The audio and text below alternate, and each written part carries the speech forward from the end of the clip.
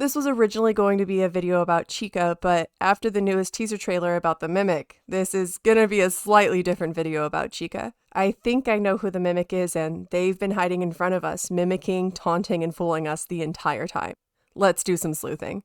Colors in the Five Nights at Freddy's franchise have always been significant but often overlooked. From the eye colors of animatronics to the clothing that characters wear, every detail, every button, even the words that the characters speak have always meant more than what we get at face value. But because of two animatronics, especially one annoying, devious, antagonistic animatronic, we have been pushed into thinking that these things don't matter, that things simply get updated with time, but that could not be further from the truth. This video is about a yellow chicken, but our story doesn't start with her. Instead, it starts with a dog, one that was likely ran over by a car and used as an experiment to create new life. He was also likely used as a lure for his owner, a little girl named Susie. We know how the story goes. A little girl is lured to the back room of a pizzeria with the promise of a fun arcade game, and kept there by the promise of her dog being alive. But what happened to this little girl and her dog? We all know that Susie is eventually bonded with Chica, the lovely yellow bird with purple eyes. It's one of the few deaths that is rather explicitly told to us with the novels.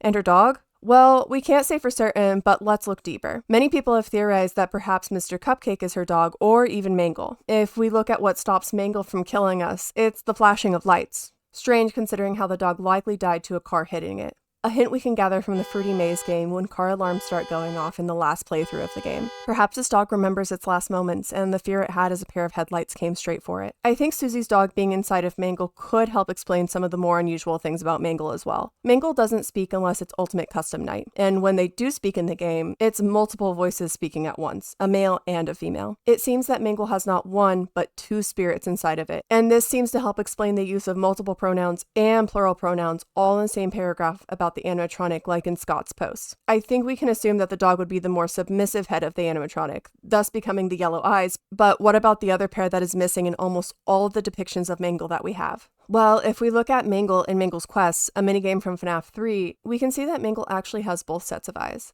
The yellow pair in the smaller head and a purple pair in the head of Mangle's main body. It's definitely odd to see the purple pair there because in almost all other renditions of Mangle, we don't see all four eyes. It's especially strange since those purple eyes match with a certain yellow bird's exactly. In fact, if we look at Mr. Cupcake's eyes, we can see a familiar yellow pair. And I don't think that's a coincidence. Now, I don't think Susie started off in Chica. I think she was originally bound to Mangle and her dog was bound to Mangle's metal as well. I think Susie was the main head while her dog stayed at her side as her companion, just as we see the pair do in Chica's animatronic. Eventually Susie left though, or was forced to leave. Perhaps she was moved into withered Chica and her dog was left behind in Mangle. This is why we see one yellow eye in the small head and one yellow eye moved into the large head of Mangle. Either way, it's clear that they were once in Mangle and eventually moved into Chica and Mr. Cupcake. If we look at the ways we stop Mr. Cupcake, it's the same as Mangle. A light. This leaves us with a lot of questions and possibilities though. Why would Susie become Chica after she had been attached to Mangle? Well, if we look at some of the earliest times we see Mangle, we can see the animatronic was made early in the franchise. Possibly made in '83 since we can see the animatronic in the vacant room in the crying child's home. We know for sure that Mangle was possessed by FNAF 2, which we're explicitly told is in '87. Perhaps Afton had found out that the dog's soul had partially bound to the metal of Mangle's endo, and after some experimentation, he thought a child's soul might bond as well. Afton probably picked Susie for her attachment to her dog, in hopes that her soul would be able to bond to the metal as well. Plus, it's a great way to lure her and possibly make her a more willing participant. The only Chica we know of by '87 is Withered Chica, and our original Chica happens later in the timeline, since the bite of '87 had already happened by the time we play FNAF 1. Regardless of the details, we know that Susie and her dog were within Mangle long enough to complete Mangle's quest, a minigame that's necessary for us to be able to complete the good ending of FNAF 3 and set up the Happiest Day minigame. The pair are essential for setting up Balloon Boy's minigame. Without Mangle's quest, there's no cake for Balloon Boy to give his ghost child. Without this duo, there's no Happiest Day and no good ending. So it seems that the pair would possess Mangle first, before being split into Chica and Mr. Cupcake. It doesn't happen at the same time though, since we see Mangle with just yellow eyes during FNAF 2, and we see Withered Chica with just purple eyes and is missing Mr. Cupcake. When Mangle has just yellow eyes, he is referred to in the singular and as a male. Even in the official character encyclopedia, we get Mangle with just yellow eyes and is referenced as he. Whereas Scott has continually never given us a gender for Mangle because the when is important and both male and female is the correct answer. For theorists out there, you might be asking, but Chica exists within the minigames that help us set up the Happiest Day. And technically you're right. Toy Chica gives cake to the ghost children, but Toy Chica and our sweet Let's Eat Chica are not the same soul, and they never have been. Toy Chica has always been a menace to this franchise other than helping with the Happiest Day minigame, something that seems outside of her directive. We see Toy Chica as a literal serial killer in Ultimate Custom Night cutscenes, where she kills every single character she sets her sights on, including and not limited to Foxy, Freddy, Toy Bonnie, Mangle, the Puppet, and many others. She's an antagonist in FNAF World, trying to stop us from completing her hellish rainbow minigame, which allows us to take on the rainbow as a boss fight that starts off as Purple Geist, only to turn into Chica's magic rainbow. She's one of the strongest boss fights and leads to the true ending of this game, one where we see Deskman, likely Henry, who talks about the creation of Baby. And then we're shown his death after a quick dialogue from Baby. From this one scene, we are also reminded how important colors can be, something that is iterated game after game. One of our first hints for Toy Chica not being who she says she is comes from the first game we see her in, FNAF 2.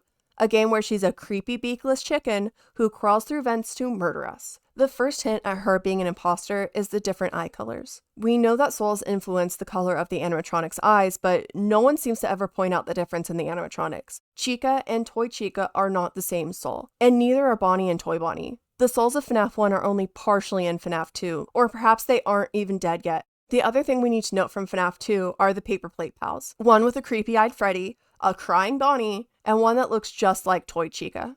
Or does it? Really, there's not much that Paper Plate Chica and Toy Chica have in common other than their horrible, slightly crooked smile. I can't tell you who that paper plate is supposed to be, but it's not Chica. And even our Chica seems to hint at the fact that something has replaced her when she stands in front of the paper plate. She wants to be with her friends again, be in the trio she was supposed to be in, but instead there's an imposter in her place, and there's only one creepy sociopath that we know of with a smile like that. Toy Chica seems rather fond of the trio and crouches to stand at the same height as them and tilts her smile to match her paper pals almost exactly.